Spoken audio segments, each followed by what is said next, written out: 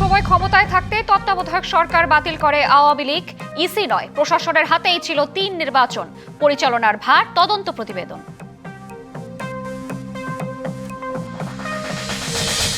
সংস্কারের নামে অন্তর্বর্তী সরকারের জারি করা অধ্যাদেশগুলো লক্ষ্যভ্রষ্ট হয়েছে।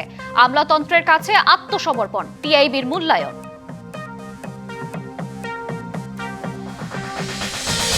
জুলাই সনদ আর তরুণদের আকাঙ্ক্ষাকে গুরুত্ব দিয়ে প্রস্তুত হচ্ছে বিএনপি নির্বাচনী ইশতেহার। জায়গা পাচ্ছে ফ্যামিলি, হেলথ ও কৃষক কার্ডের মতো জীবন ঘনিষ্ঠ সেবা পরিকল্পনা। এক দশক পর আন্তর্জাতিক আদালতে মিয়ানমারের রোহিঙ্গা গণহত্যার বিচার শুরু। বিশ্বে গুরুত্বপূর্ণ দৃষ্টান্ত হতে পারে এই মামলা। বারবার ক্ষমতায় আসার পথে তত্ত্বাবধায়ক ছিল বড় বাধা, তাই এটি বাতিলে 2008 সালের পর মাস্টার প্ল্যান করা হয়েছিল। 2014, 2018 এবং 2024 নির্বাচনের নানা অভিযোগ নিয়ে গঠিত তদন্ত প্রতিবেদনে উঠে এসেছে এমন তথ্য।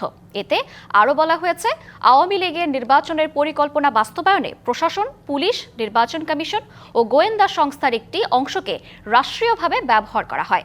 আর প্রতিবেদন গ্রহণ করে প্রধান উপদেষ্টা বলেছেন, আর কখনো যাতে ভোট ডাকাতি না হয় সে ব্যবস্থা করতে হবে। সোমবার সন্ধ্যায় প্রধান উপদেষ্টার হাতে আওয়ামী লীগ আমলের 2014, 2028 এবং 2024 নির্বাচনের নানা অভিযোগ নিয়ে গঠিত তদন্ত প্রতিবেদন তুলে দেন নির্বাচন তদন্ত কমিশন প্রধান, সুপ্রিম কোর্টের সাবেক বিচারপতি শামীম হাসনাইন।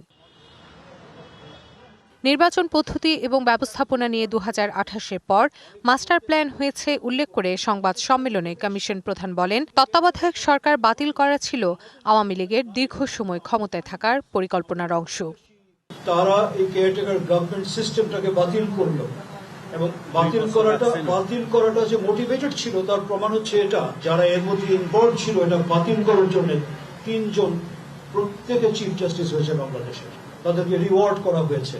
এই রিওয়ার্ড থেকে বোঝা যায় that there was a motivation to win the elections, to get rid of the caretaker system. এটা বাদ দেওয়ার পরে মাঠটা খালি হয়ে গেল। নির্বাচনের আগের রাতেই আওয়ামী লীগকে জয়ী করে রাখা হয় এবং নিজেরা প্রতিদ্বন্দ্বিতার নাটক করেছে বলেও উঠে আসে প্রতিবেদনে। এটা যে নন পার্টিসিপেটরি ইলেকশন হওয়ার কারণে অনেকগুলো দেশি বিদেশি organization, human rights watch, US department of state, আপনি যে বলছেন কোনো দেশের কোনো ছিল কিনা সেটা বলা মুশকিল, বাট যারা ডেমোক্রেসিতে বিশ্বাস করে তাদের পাবলিকেশনস এগুলো ছিল। যারা ডেমোক্রেসিতে যে ডোন্ট বিলিভ ইন ডেমোক্রেসি তারা এর মধ্যে ইন্টারফিয়ার করে নাই। নির্বাচন তদন্ত কমিশন প্রধান আরও বলেন, দুর্নীতির উদ্দেশ্যেই ইভিএম কেনা হয়, যার মূল হোতা ছিলেন শেখ হাসিনার নিরাপত্তা উপদেষ্টা তারেক সিদ্দিকী। এছাড়া আগামী ইলেকশন সুষ্ঠু করতে 40টি সুপারিশ করেছে তদন্ত কমিশন, যদিও কমিশনকে বিতর্কিত এবং কাজে ব্যাঘাত ঘটাতে চেষ্টা চলছে বলেও অভিযোগ করা হয়। পাওয়ার একটা কায়দা যে একটা এন্টায়ার দেশকে হাইজ্যাক করে নেওয়া। Rifat Tasnuva, DBC news, Dhaka. সংস্কারের নামে যেসব অধ্যাদেশ জারি করা হয়েছে তার প্রায় সব ক্ষেত্রে লক্ষ্যভ্রষ্ট হয়েছে অন্তর্বর্তী সরকার। সংস্কার কর্মসূচির মূল্যায়ন নিয়ে করা এক প্রতিবেদন তুলে ধরে টিআইবি বলছে, আমলাতন্ত্রের কাছে আত্মসমর্পণ করেছে সরকারের সব উদ্যোগ। গণ আকাঙ্ক্ষা সংস্কারের গুরুত্বপূর্ণ সুপারিশ বাতিল করা হয়েছে। সংস্কারের জুলাই সনদকে যুক্তিহীনভাবে লঙ্ঘন করে নেতিবাচক উদাহরণ স্থাপন করা হয়েছে বলেও মনে করে সংস্থাটি।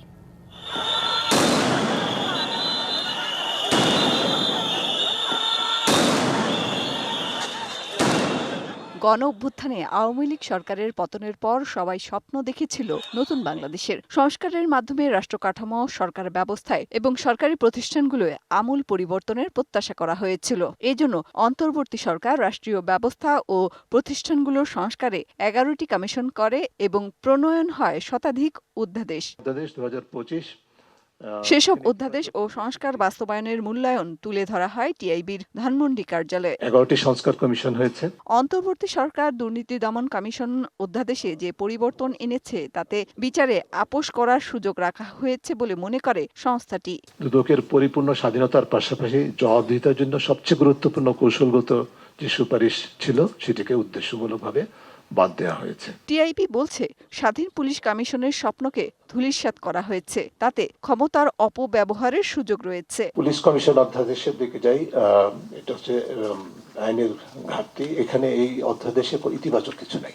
নাগরিক সুরক্ষায় ব্যক্তিগত উপাত্ত সুরক্ষা অধ্যাদেশে গোপনীয়তা ও জবাবদিহির বিষয়গুলো ছুড়ে ফেলা হয়েছে, আর সাইবার সুরক্ষা অধ্যাদেশের ধারা ৮ অনুযায়ী অপব্যবহারের সুযোগ বাড়বে। তথ্যের নির্ভুলতা সহ সততা ও গোপনীয়তা এবং জবাবদিহির তথ্য মানে ব্যক্তিগত তথ্যের গোপনীয়তা এবং জবাবদিহির বিষয়গুলো বাদ দেওয়া হয়েছে বা ছুড়ে ফেলা হয়েছে। টিআইবি বলছে সরকারের ভেতরে সরকারের অধীনে থাকা আমলাতন্ত্রের কাছে নতি স্বীকার করেছে অন্তর্বর্তী সরকার। সর্বোপরি অন্তর্বর্তী সরকার সংস্কারের নামে যতটুকুই করেছে তার প্রায় সকল ক্ষেত্রেই বাস্তবে অধ্যাদেশগুলো লক্ষ্যভ্রষ্ট হয়েছে। মেহের মনি, ডিবিসি নিউজ, ঢাকা। সংশোধিত বাজেটে বার্ষিক উন্নয়ন কর্মসূচি বা এডিপি থেকে ৩০,০০০ কোটি টাকা বরাদ্দ কমালো সরকার।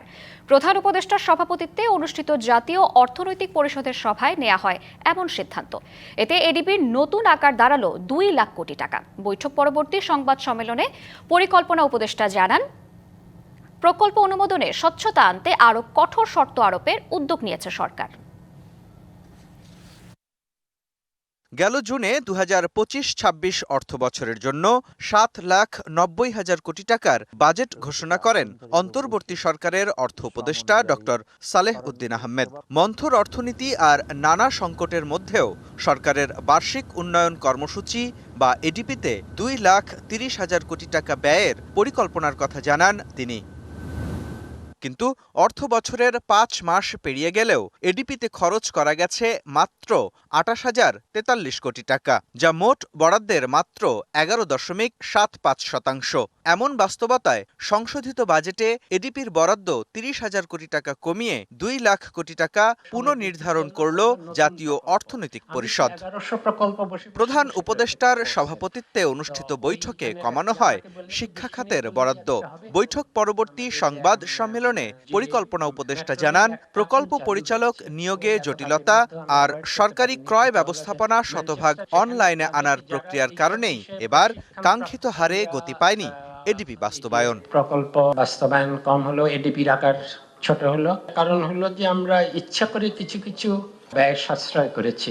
আরেকটা কারণ হলো আমরা ধীরে চলার নীতি নিয়েছি। কিছু কিছু ক্ষেত্রগুলো নতুন নির্বাচিত সরকার আসলে এগুলোর সমাধান করা উচিত হবে। পরিকল্পনা উপদেষ্টা জানান, মূল এডিপিতে বরাদ্দ দেয়া প্রায় প্রতিটি প্রকল্পই কাটছাট হয়েছে। সেই সঙ্গে কমানো হয়েছে সরকারের আপ্যায়ন, যাতায়াত, পরামর্শ সেবা সহ নানা ব্যয়ও। অনাবাসিক নির্মাণ, বিদেশ ভ্রমণ, অনেক প্রকল্পে 1,000 কোটি টাকা থেকে 3-4 হাজার কোটি টাকা পর্যন্ত কমানো গেছে। কাটছাটের পর এখন সংশোধিত এডিপি ও সংস্থার নিজস্ব বরাদ্দ মিলে নতুন অঙ্ক দাঁড়ালো 2,08,935 কোটি টাকা। নির্বাচনকালীন বছরের বাকি 5.5 মাসে তার কতটা বাস্তবায়ন হবে তা নিয়েও শঙ্কা আছে। ব্যয় সংকুচিত হয়ে যায় তাহলে তার লাভ হলো না। মুস্তাফা মাহবুব, ডিবিসি নিউজ, ঢাকা। ঘোষিত 31 দফা জুলাই সনদ ও তরুণদের আকাঙ্ক্ষাকে গুরুত্ব দিয়ে প্রস্তুত হচ্ছে বিএনপির নির্বাচনী ইশতেহার। জায়গা পাচ্ছে ফ্যামিলি হেলথ ও কৃষক কার্ডের মতো জীবন ঘনিষ্ঠ সেবা পরিকল্পনা। নেতারা বলছেন, শুধু লিখিত প্রতিশ্রুতি নয়, বাস্তবায়নের নিরিখে তৈরি হচ্ছে এবারের ইশতেহার। আর বিশ্লেষকের মতে পরবর্তীত পরিস্থিতিতে জনগণের মন জয়ে টেকসই ও বাস্তবায়নযোগ্য ইশতেহারের কোনো বিকল্প নেই।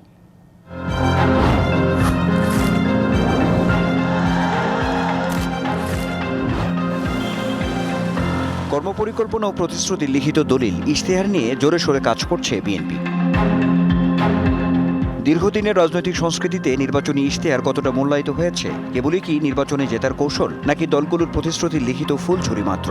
বরাবরই এমন প্রশ্ন ইশতেহার ঘিরে।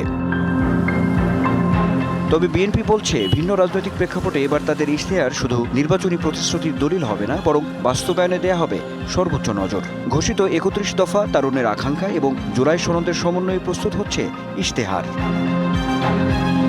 জনমুখী ইস্যু, বিশেষ করে ফ্যামিলি কার্ড, কৃষক কার্ড, স্বাস্থ্য কার্ড সহ 7টি পরিকল্পনা বিএনপির ইশতেহারে সবচেয়ে গুরুত্ব পাচ্ছে। এবারকার ইশতেহারে অবশ্যই মহিলাদের এম্পাওয়ারমেন্টকে অ্যাড্রেস করা হবে, হেলথ ইস্যুটাকে অ্যাড্রেস করা হবে, ফার্মার্স ইস্যুটাকে অ্যাড্রেস করা হবে। এইসব নিয়েই আমাদের এবারকার ইশতেহারটা হবে। ইশতেহারের উল্লেখযোগ্য অংশে ৩১ দফার নির্বাচন কমিশনের স্বাধীনতা, মানবাধিকার সুরক্ষা, বাক স্বাধীনতা, স্বচ্ছ প্রশাসন ও জাতীয় অর্থনীতি পুনরুদ্ধার অন্তর্ভুক্ত করা হবে। বিশেষ করে প্রযুক্তি নির্ভর স্টার্টআপ, ফ্রিল্যান্সিং সহ ক্রিয়েটিভ ইকোনমি সামনে আনতে চাচ্ছে বিএনপি। জুলাই সনদকে সামনে রেখে গণতন্ত্র পুনরুদ্ধার, বিচার বিভাগের স্বাধীনতা, শাসন ব্যবস্থা পুনর্গঠন, প্রশাসনের বিকেন্দ্রীকরণ এবং দুর্নীতি বিরোধী কাঠামো শক্তিশালীকরণ ইশতেহারের মূল বিষয় হিসেবে অন্তর্ভুক্ত করবে বিএনপি। বর্তমানে 18 থেকে 33 বছর বয়সী ভোটারের সংখ্যা প্রায় 4.5 কোটি, যার বেশিরভাগই 26 থেকে 29 বছর বয়সী। বিশাল এই প্রজন্মের কর্মসংস্থান, কারিগরি দক্ষতা বৃদ্ধি ও বেকার ভাতা সহ নানা পরিকল্পনা থাকছে ইশতেহারে। সারা দেশে অন্তত 20,000 কিলোমিটার খাল ও নদী পুনঃখনন করে পানি প্রবাহ নিশ্চিত করা, 5 বছরে 25 কোটি গাছ রোপণ, পর্যায়ক্রমে সমন্বিত বর্জ্য ব্যবস্থাপনা গড়ে তোলা সহ জাতীয় ইস্যুগুলো স্থান পাবে ইশতেহারে। বিএনপির কাছে জাতীয় স্বার্থই সবচেয়ে প্রধান এবং সেটার জন্য আমরা প্রতিবেশী রাষ্ট্রের সাথে বার্গেন করব আমরা, এবং এটা আমাদের হিস্সা আমরা আদায় করব। দেশটা একবারে লুটপাট করে ফোগলা করে গেছে, তো ন্যাচারালি আমরা যদি ইমপ্লিমেন্ট না করতে পারি, মানুষ তাহলে কি পরিবর্তন দেখলো? বিশ্লেষক বলছেন, এবার ভিন্ন পরিস্থিতির নির্বাচনে ভোটের ইশতেহার নিয়ে যত্নবান না হলে চ্যালেঞ্জের মুখে পড়তে হতে পারে দলগুলোকে। এইবার আমরা মনে করছি যে রাজনৈতিক দলই এই সরকার গঠনের সুযোগ পাক না কেন, তারা এই বিষয়টাকে গুরুত্বের সাথে বিবেচনা করতে হবে। কারণ প্রত্যেকের মাথায় কিন্তু একটা জিনিস থাকবে, স্মৃতিতে একটা জিনিস থাকবে, সেটা হলো 24-এর গণ অভ্যুত্থান। এইবার তাদের যে নির্বাচনী ইশতেহার হবে, সেই নির্বাচনী ইশতেহার বাস্তবায়নে তাদের মধ্যে সদিচ্ছার বহিঃপ্রকাশ থাকতে হবে, কেননা জনগণ প্রত্যেকটা জিনিস চুলচেরা বিশ্লেষণ করবে। আগামী 20 জানুয়ারির মধ্যে বিএনপির ইশতেহার প্রস্তুত হওয়ার কথা শোনা যাচ্ছে। এরপর আনুষ্ঠানিক ঘোষণা দিবে দলটি। সংশ্লিষ্টরা বলছেন, কোনো চমক নয়, বাস্তবায়ন ও জনস্বার্থের বিষয়গুলোই সর্বোচ্চ গুরুত্ব পাবে বিএনপির ইশতেহারে। Anwar Hossain, DBC news, Dhaka. দেশের কয়েকটি জায়গায় বিভিন্ন আসনে যখন বিএনপির বিদ্রোহী প্রার্থীর ছড়াছড়ি, তখন ভিন্ন চিত্র চট্টগ্রাম 9 আসনে।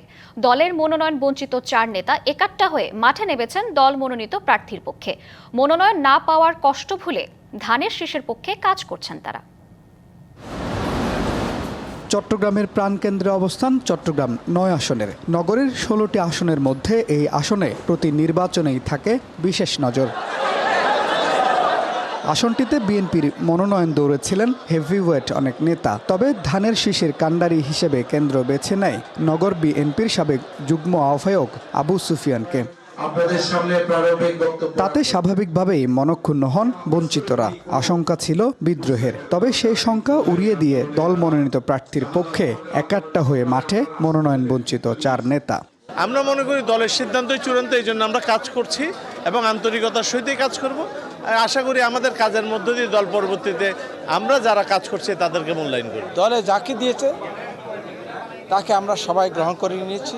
যে আমাদের প্রার্থী, ইনি ধানের শীষের প্রার্থী, আমরা সবাই মিলে ওনাকে ধানের শীষে ভোট দিয়ে জয়যুক্ত করব। মনোনয়ন বঞ্চিত হয়েও নগর বিএনপির সাবেক সাধারণ সম্পাদক আবুল হাশেম বক্কর নিয়েছেন নির্বাচনের সমন্বয়কারীর দায়িত্ব। কঠিন সময় অতিক্রম করে এখানে এসেছি। এখানে বিভাজন কিংবা নিজেদের মধ্যে ভুল বুঝাবুঝি করে তো আমরা আমাদের দলের ক্ষতি করতে পারি না। সবার উদ্দেশ্যে আমাদের দেশ, তারপর আমাদের দল, তারপরে ব্যক্তি। এই কথা চিন্তা করে আমরা সেই সিদ্ধান্ত মেনে নিয়ে আমাদের প্রার্থীকে বিজয় করার জন্য আমরা ঐক্যবদ্ধ হয়েছি। কোন্দল আর বিভাজনের রাজনীতি এড়িয়ে ঐক্যবদ্ধ এই প্রচেষ্টাকে ইতিবাচক দেখছেন আবু সুফিয়ানও। দলের সিদ্ধান্ত হচ্ছে শেষ সিদ্ধান্ত এবং ধানের শীষ নিয়ে কোনো আপোষ নাই, যার কারণে আমার যারা খুব শক্তিশালী ক্যান্ডিডেট ছিলেন কিন্তু কাউকে ফেলে দেওয়ার মতো ক্যান্ডিডেট ছিলেন না, তো ওনারা মনে করি আজকে এসে ধানের শীষ আমার জন্য না, ধানের শীষের জন্য কাজ করতেছে। দলের প্রতি যে কমিটমেন্ট, সেটা আমরা অত্যন্ত শ্রদ্ধার সাথে দেখি, রেসপেক্ট করি। ঐক্যের এই ধারা অব্যাহত থাকলে বিএনপির প্রার্থীর নির্বাচনী বৈতরণী পার হওয়া সহজ হবে বলে মনে করেন সংশ্লিষ্টরা। Mujibul Haque, DBC news, Chittagong. Appeal শুনানির তৃতীয় দিনে ত্রয়োদশ সংসদ নির্বাচনের প্রার্থিতা ফিরে পেলেন 41 জন। 25টি আবেদন নাম মঞ্জুর করেছে ইসি। পাবনা 2 আসনের বিষয়ে নেওয়া হয়নি কোনো সিদ্ধান্ত। এছাড়া দ্বৈত নাগরিকত্ব জটিলতায় প্রার্থিতা ফিরে পাননি চট্টগ্রাম 9 আসনের জামায়াতের প্রার্থী AKM ফজলুল হক। সোমবার সকালে রাজধানীর আগারগাঁয়ে নির্বাচন ভবন মিলনায়তনে প্রধান নির্বাচন কমিশনের সভাপতিত্বে 5 সদস্যের পূর্ণাঙ্গ কমিশন তৃতীয় দিনের মতো আপিল শুনানি শুরু করে। যুক্তরাষ্ট্রের নাগরিকত্ব বাতিলের নথি জটিলতায় চট্টগ্রাম ৯ আসনের জামাত প্রার্থী AKM ফজলুল হকের আপিল নামঞ্জুর করা হয়েছে। নির্বাচন সুষ্ঠু না হওয়ার শঙ্কা প্রার্থীদের। আমাকে রিটার্নিং অফিসার 10 জনের স্বাক্ষরের 9 জন ঠিক আছে, একজন ঠিক নেই বলে যে করেছি সেটা আমি প্রুভ করেছি, সে আমাকে স্বাক্ষর দিয়েছে, সেটা প্রমাণ দিয়েছি, আমাকে ইনশাল্লাহ বৈধ হয়েছি। আমার প্রস্তাবকারীর তথ্য ভুল হয়েছিল, উনি অন্য ভোটার এলাকার, যেটা আমি নতুন প্রার্থী তো আমার জানা ছিল না। এটা 7 তারিখ বাছাইয়ের সময় আমার এটা নামঞ্জুর করা হয়। তো এই নামঞ্জুর করছে যে US সিটিজেনশিপ আমার আছে সেজন্য। তো আমি ওখানে তো ডকুমেন্ট দিছি যে আমি এটা সারেন্ডারের জন্য অ্যাপ্লিকেশনও দিছি। এদিকে জাতীয় পার্টির ব্যারিস্টার শামীম হায়দার পাটোয়ারি মনে করেন নির্বাচনে এখনো লেভেল প্লেইং ফিল্ড তৈরি হয়নি। ট্রাইব্যুনাল ন্যায় বিচারের জন্য সর্বোচ্চ চেষ্টা করছে, আইনের বাইরে তারা কোনো কাজ করছে না এবং সকলের ক্ষেত্রে সমানভাবে আইনটাকে প্রয়োগ করছে। রাষ্ট্র সরকার নির্বাচন কমিশনকে দেখাতে হবে যে যেসব দল নির্বাচনে অংশগ্রহণ করছে তারা এবং তাদের প্রার্থীদের এবং তাদের জানমাল এবং সম্পদের সুরক্ষা দিতে এই রাষ্ট্র সক্ষম। যে রাষ্ট্র এই সক্ষম না হয়, অক্ষম রাষ্ট্র সুষ্ঠু ভোট করতে পারবে না। আপিল নিষ্পত্তির শুনানি চলবে 18 জানুয়ারি পর্যন্ত। নির্বাচনী ট্রাইব্যুনালে নিষ্পত্তি না হলে সংক্ষুব্ধরা যেতে পারবেন উচ্চ আদালতে। অন্তর্বর্তী সরকার চলতি জানুয়ারিতে তিস্তা মহাপরিকল্পনার কাজ উদ্বোধনের প্রতিশ্রুতি দিলেও নেই কোনো নমুনা। আবারও স্বপ্নভঙ্গ হওয়ায় ক্ষুব্ধ উত্তরাঞ্চলের মানুষ। তবে এবারও রাজনৈতিক অঙ্গীকারের অংশ হিসেবে তিস্তা ক্ষমতা যেতে পারলে প্রথম কাজ হবে মহাপরিকল্পনা বাস্তবায়ন। নির্বাচনের আগে এমন প্রতিশ্রুতি সব দলের প্রার্থীদের। রংপুর পিছিয়ে পড়া একটা জেলা, রংপুর বাংলাদেশের 1 নম্বর জেলা হোক, এটাই 2024-এর 10ই আগস্ট ডক্টর মোহাম্মদ ইউনূসের এই ঘোষণা আশার সঞ্চার হয় রংপুরবাসীর মধ্যে। এরপর কয়েক দফায় পানি সম্পদ উপদেষ্টা স্বপ্ন দেখান তিস্তা মেগা প্রকল্প বাস্তবায়নের। 12,000 কোটি টাকা ব্যয়ে তিস্তা প্রকল্প এই এলাকায় বাস্তবায়িত হবে। পরে 2025-এর মার্চে প্রধান উপদেষ্টা চীন সফর শেষে জানানো হয় চীনের ঋণ ও দেশীয় অর্থে 2026-এর জানুয়ারিতে উদ্বোধন হবে 3 বছর মেয়াদী প্রকল্পের কাজ। 2026 সালের 1 জানুয়ারি আমরা তিস্তা প্রকল্পের কাজটা শুরু করে দিতে পারবো। এমন ঘোষণায় নদীপাড়ে উত্তাল আন্দোলনে দাবি উঠে তফসিল ঘোষণার আগে মহাপরিকল্পনা কাজের উদ্বোধনের। তবে কয়েক লাখ মানুষের আকাঙ্ক্ষাকে আমলে নেয়নি অন্তর্বর্তী সরকার, এমনটাই মনে করছেন সুশীল সমাজ। মনে হচ্ছে যে এই অঞ্চলের মানুষকে সন্তুষ্ট করবার জন্য, তাৎক্ষণিক সন্তুষ্ট করবার জন্য এবং তাদের ভোট গ্রহণ করবার জন্য, ভোটের প্রতিশ্রুতির জন্য শুধু তিস্তা মহাপরিকল্পনা শব্দটিকে ব্যবহার করা হয়েছে। বিগত 16 বছরের স্বপ্ন দেখানো হয়েছে, বর্তমানেও কিন্তু স্বপ্ন দেখানো হচ্ছে, কিন্তু স্বপ্ন বাস্তবায়ন করবার জন্য যে যোগ্য মানুষগুলো দরকার, যোগ্য নেতৃত্ব দরকার, আমি মনে করি সেই জায়গাটা একটা বড় শূন্যতা আছে। নদী আন্দোলনের নেতা ও গবেষকরা বলছেন বঞ্চনা ঘোচাতে অন্তর্বর্তী সরকারের পক্ষ থেকে ঘোষণা আসা জরুরি। দাবি ছিল যে আমরা আশাহত হওয়ার পরে যে এই আশা দেখেছিলাম, কিন্তু এই সরকার সেই আশাকে মর্যাদা দিতে পারেননি। ঘোষণাটুকু হয়ে গেলে যেটি হয়, পরবর্তীতে যারাই আসুক না কেন বাস্তবায়ন করা তাদের দায়িত্বের মধ্যেই পড়বে।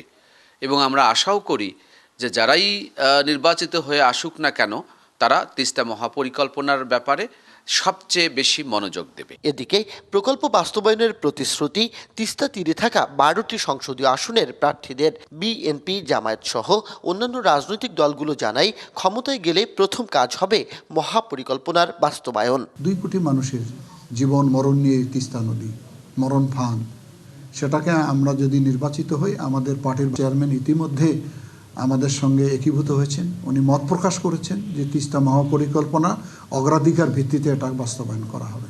যে দলেই ক্ষমতায় আসুক, তিস্তা মহাপরিকল্পনার বাস্তবায়ন দ্রুতই কার্যকর হবে, এমনটাই চাওয়া তিস্তা পাড়ের মানুষের। Majed Masud, DBC news, Rangpur. হঠাৎ করে লাইটারেজ জাহাজের সংকট চট্টগ্রাম বন্দরে, তাতে মাদার ভেসেল থেকে পণ্য খালাস বন্ধের উপক্রম। আমদানিকারকদেরও গুনতে হচ্ছে অতিরিক্ত টাকা, সময়ও লাগছে বেশি। এতে আর্থিক ক্ষতির মুখে আমদানিকারকরা। কুয়াশায় জাহাজ চলাচল ব্যাহত হওয়ায় এই সংকট বলছেন মালিকরা। 1 মাস পরেই পবিত্র রমজান। রোজার আগে চট্টগ্রাম বন্দর দিয়ে বেড়েছে খাদ্যপণ্য আমদানি। তবে লাইটারেজ জাহাজের অভাবে মাদার ভেসেল থেকে পণ্য খালাস নিয়ে বিপাকে আমদানিকারকরা। আগে যেখানে একটা জাহাজ 8 থেকে 10 দিনে পণ্য খালাস হতো সেখানে এখন লাগছে প্রায় 20 থেকে 30 দিন। তাতে আমদানিকারকদের দিনে গুনতে হচ্ছে অতিরিক্ত $10,000 করে, যার প্রভাব ভোক্তা পর্যায়ে পড়ার আশঙ্কা করছেন সংশ্লিষ্টরা। কার্গো না নামাতে কারণে ইম্পোর্টারের প্রায় ডেইলি $10,000 করে মাদার ভেসেলে লস হচ্ছে। আলটিমেটলি এটা এফেক্ট করবে জেনারেল কনজিউমারের ঘাড়ে। যে পণ্যগুলো ইম্পোর্ট হচ্ছে ওগুলোর টাকাটা তুলবে কেমনে, এই প্রাইসটা অ্যাড করেই কিন্তু তুলতে হবে। কুয়াশায় চলাচল ব্যাহত ও বিএডিসির সার নিয়ে অনেক লাইটারের জাহাজ বিভিন্ন ঘাটে আটকে থাকায় এই সংকট তৈরি হয়েছে বলে জানান জাহাজ মালিকরা। বিভিন্ন জায়গায় দেখা যাচ্ছে কি সার বোঝায় জাহাজগুলি গেছে, ওগুলি টাইমলি আনলোড হচ্ছে না, ব্যাগ পাওয়া যাচ্ছে না, অথবা ঘাটে পর্যাপ্ত ঘাট নাই। সেই জন্য জাহাজগুলো যেখানে যাচ্ছে সেখানে অলমোস্ট অনেকগুলো জাহাজ স্টেক হয়ে যাচ্ছে, অনেকগুলো জাহাজের ঢিরে হচ্ছে। লাইটারেজ জাহাজকে ভাসমান গুদাম হিসাবে ব্যবহারের অভিযোগ আছে অসাধু একটি শ্রেণীর বিরুদ্ধে। সম্প্রতি বন্দরে এই বিষয়ে অভিযান চালালেও আমদানিকারকদের দাবি বর্তমানে সময়ক্ষেপণের প্রবণতা অনেকটা কমে গেছে। মাসুদুল হক, ডিবিসি নিউজ, চট্টগ্রাম। ফেনী নোয়াখালী জাতীয় মহাসড়কের পাশে দাগনভূয়া পৌরসভার ময়লার ভাগার। বর্জ্য নিষ্কাশন ব্যবস্থাপনা না থাকায় পৌর এলাকার সব ময়লা আবর্জনা ফেলা হয় এখানে। তীব্র দুর্গন্ধ আর ময়লা পোড়ানোর ধোঁয়ায় স্বাস্থ্য ঝুঁকিতে পড়েছে জনজীবন। দাগনভূয়া পৌরসভার 7 নং ওয়ার্ড কৃষ্ণরামপুর। 3 বছর ধরে এই জায়গাটিতে ময়লা আবর্জনা ফেলায় তা এখন ভাগাড়ে পরিণত। ছড়িয়ে পড়া জীবাণুর কারণে নানা রোগের ঝুঁকিতে জনসাধারণ। ময়লার দুর্গন্ধে শিক্ষার্থী, অফিসগামী মানুষ ও স্থানীয়রা চরম দুর্ভোগে পড়েছে। তৎকালীন পৌর মেয়রের কাছে একাধিকবার লিখিত অভিযোগ দিয়েও কোনো প্রতিকার মেলেনি। দাগনভূঞার পৌরসভার যত ময়লা আছে সবগুলো এই রাস্তার পাশে ফালায়। এগুলার কারণে আমরা বসত বাড়ি ঘরে ঠিকমতো থাকতে পারি না, দুর্গন্ধে। এটার গন্ধে বাইরে থাকুন জানা, মশা মাসি বাইতে উড়ে যায়, যে গন্ধ ছুটে বাতাস আইলে শুধু রোগ বাড়ানো, মানুষের অতিরিক্ত কষ্ট হয়, এখান থেকে গাড়ি যাইতে পারে না। ময়লা ফেলার কারণে স্থানীয় পার্শ্ববর্তী বাড়িগুলো দুর্গন্ধ লোক থাকতে পারতেছে না। এই বিষয়ে প্রশাসনকে বারবার বললেও তাদের কাছে কিছু হচ্ছে না। এখান থেকে রোগ জীবাণু ছড়িয়ে এই এলাকার মানুষজন বেশিরভাগ অসুস্থ হয়ে থাকে, অসুস্থ হয়ে যাচ্ছে। আমরা চাই দ্রুত এখান থেকে এই ময়লার বাগাট এখান থেকে স্থানান্তর করা হোক। দাগনভূয়া উপজেলা নির্বাহী অফিসার ও পৌর প্রশাসকের দাবি শিগগিরই কেটে যাবে এই সংকট। রাস্তার পাশে যে আসলে ময়লাটা ফেলা হয়, এটা আসলে আমরা অনেকটা বাধ্য হয়ে আমাদের এটা করতে হয়। আমাদের এখানে একটি ডাম্পিং স্টেশন করার পরিকল্পনা আমাদের এখানে আছে। খুব অল্প সময়ের ভিতরে আমরা আমাদের ডাম্পিং স্টেশনের কাজটা যদি শুরু করতে পারি, তাহলে আমরা আমাদের ময়লাগুলো আমাদের ডাম্পিং স্টেশনে ফেলতে পারবো। সড়কের পাশে বর্জ্য নিষ্কাশন বন্ধ করে জনসাধারণকে স্বাস্থ্য ঝুঁকি থেকে রক্ষা ও সমস্যা সমাধানে সরকার দ্রুত প্রয়োজনীয় ব্যবস্থা গ্রহণ করবেন, এমন প্রত্যাশা সবার। DBC news desk. কক্সবাজারের টেকনাফে সাগরে ধরা পড়েছে ছোট ছোট আকৃতির বিপুল মাছ। এর মধ্যে ছুরি মাছের সংখ্যাই বেশি। সম্প্রতি এক জালে ধরা পড়েছে 109 মণ। অন্য সময়ের তুলনায় এবারের শীতে প্রচুর মাছ ধরা পড়েছে। সব মিলিয়ে প্রতিদিন অন্তত 60 লাখ টাকার মাছ বাজারে যাচ্ছে। এতে খুশি জেলেরাও। ঢেউয়ের গর্জন আর জেলেদের হাঁকডাকে মুখর কক্সবাজার সমুদ্র সৈকত। টানা জালে উঠে আসছে বিভিন্ন প্রজাতির মাছ। এই দৃশ্য কক্সবাজার টেকনাফ মেরিন ড্রাইভ সংলগ্ন সৈকতে। গেল কয়েকদিন ধরে খুনকার পাড়া, সাবরাং ও শাহপুরীর দ্বীপ, বাহারছড়া ঘাটসহ টেকনাফের বিভিন্ন এলাকায় বিপুল মাছ ধরা পড়ছে। বেশিরভাগই ছুরি মাছ। অন্য মাছের মধ্যে রয়েছে ফাইসা, পোয়া, চিংড়ি, রূপচাঁদা। শীত মৌসুমে সাগরে মাছের দেখা মেলে বেশি। গেল শনিবার এক জালেই ধরা পড়ে প্রায় 109 মণ মাছ। প্রতি মণ 7,500 টাকা দরে এসব মাছ বিক্রি করা হয় 8,17,000 টাকায়। মাছ পেয়েছি ছুরি মাছ, জালাম মাঝে স্টাফ আছে 26 জন, 160 মণ মতো ওই বদিরি মাছ। আল্লাহর মাঝে দিয়া যাঁরা বেশি করে দিই, জানলা আর বেগুন খুশি আছে। জেলেদের হিসেবে সৈকতের বিভিন্ন এলাকায় প্রতিদিন অন্তত 60 লাখ টাকার মাছ বাজারে যাচ্ছে। মাছের খোঁজে ব্যবসায়ীরাও আসছেন সাগর পাড়ে। এগুলো প্রায় 10 লাখ টাকার মতো মাছ একটা জালে পাইছে। ছুটকি করে চট্টগ্রাম পাঠাই, বিভিন্ন জায়গায় কক্সবাজার পাঠাই। মাছগুলা চিটাং বা ঢাকা আপনার কেরানীহাট, দোহাজারি, চকরিয়া, বিভিন্ন জায়গায় কক্সবাজার পর্যন্ত মাছগুলা পাঠায় আর কি। এসব মাছ শুটকি তৈরি করে পাঠানো হয় কক্সবাজার, চট্টগ্রাম, ঢাকা সহ বিভিন্ন জেলায়। শীতকাল জুড়ে এভাবেই মাছের উৎপাদন বাড়বে, যা উপকূলীয় মানুষের জীবনযাত্রায় ইতিবাচক প্রভাব ফেলবে, এমনটি আশা স্থানীয় জেলে ও ব্যবসায়ীদের। DBC news desk. দেশের 1/3 শীতবস্ত্র উৎপাদনকারী এলাকা গাইবান্ধার গোবিন্দগঞ্জ। দেশজুড়ে শীতের দাপট থাকলে উৎপাদিত পণ্যের 2/3 এখনও অবিকৃত। তাই হতাশ কারখানা মালিক ও ব্যবসায়ীরা। পুঁজি ফেরত পাওয়া তো দূরের কথা, ব্যাংক ঋণ পরিশোধ নিয়ে পড়েছেন চিন্তায়। গাইবান্ধার গোবিন্দগঞ্জ উপজেলার নয়ারহাটের শীতের পোশাকের বাজার। কয়েকদিন ধরে চলা শৈত্যপ্রবাহের কারণে সামান্য কিছু ক্রেতার দেখা মিললেও অন্যান্য বছরের তুলনায় অনেক কম। ব্যবসায়ীরা জানান, সাধারণত সেপ্টেম্বর থেকে ডিসেম্বরের মধ্যে প্রায় সব শীতবস্ত্র বিক্রি হয়ে যায়, কিন্তু চলতি মৌসুমে চিত্র ভিন্ন। এবার শীতে ব্যবসা অনেক কম। আমাদের বর্তমানে শীত না থাকার কারণে আমরা খুবই লসের মধ্যে আছি। রোদ উঠে গেছে, আপনার কিভাবে প্যাকেট ট্যাকেট নাই, কিছু নাই, বেচা বিক্রি নাই। এই 2 মাস শীতের সময় ব্যবসা হয়, কয় মাস মানে আমার মাঠে কাজ করি।